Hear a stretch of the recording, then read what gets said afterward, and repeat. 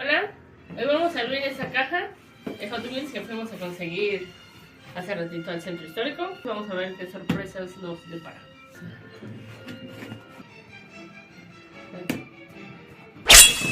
Supone que vienen 72 carritos de variedad. Así que vamos a ver.